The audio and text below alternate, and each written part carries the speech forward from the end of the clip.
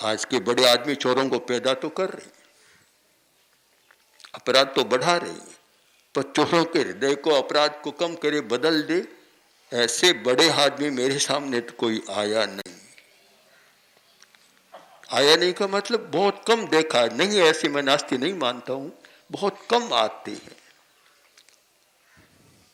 और इसीलिए ये बड़े लोगों के प्रति मन में आकर्षण भी नहीं,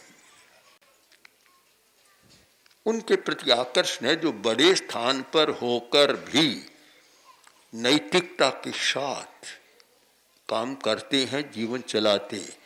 उनके प्रति आकर्षण है तो वह बड़े होने के कारण नहीं, बड़े होने के कारण उनमें नैतिकता है, वह आकर्षण है, उसका आकर्षण है।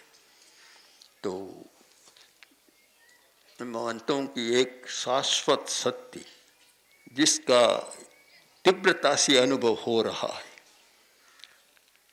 ध्यान देना जरूरी है कि हम किस प्रकार संयम, त्याग और इच्छा परिमाण और सुविधावाद से बच सके।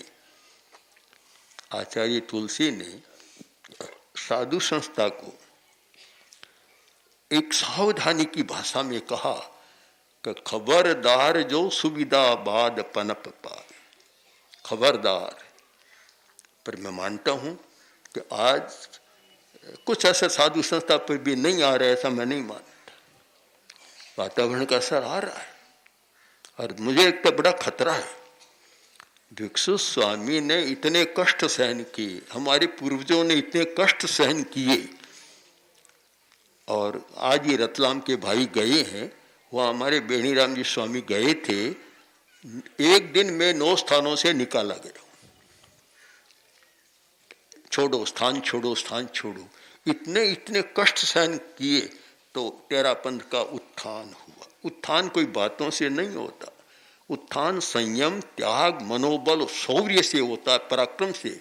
जिसमें कष्ट सहन करने की शक्ति है वह हर कोई उत्थान कर सकता है। जिसमें यह नहीं है तो मैं बार बार सोचता हूँ गुरुदेव की जो ये चेतावनी है बड़ी महत्वपूर्ण है कि खबरदार सुविधावाद जो पनप पाया। साधु संस्था के लिए भी ये जरूरी है, श्रावक समाज के लिए भी, और हर धार्मिक के लिए, और शायद हर राष्ट्र के उच्च स्थान पर बैठे लोगों के लिए कि ये सुविधावाद न पनपे। हमारी मूल भारतीय संस्कृति के तत्व हैं त्याग, विसर्जन, संयम, इनका प्रयोग करें तो एक शायद राष्ट्र की चिरजीविता या सभ्यता और संस्कृति की दीर्घायुष्कता का वे सूत्रपात कर सकते हैं। जो ऐसा नहीं करते हैं वे राष्ट्र की जड़ें उखाड़ने और उसके पतन के लिए प्रक्रिया शुरू कर देते हैं।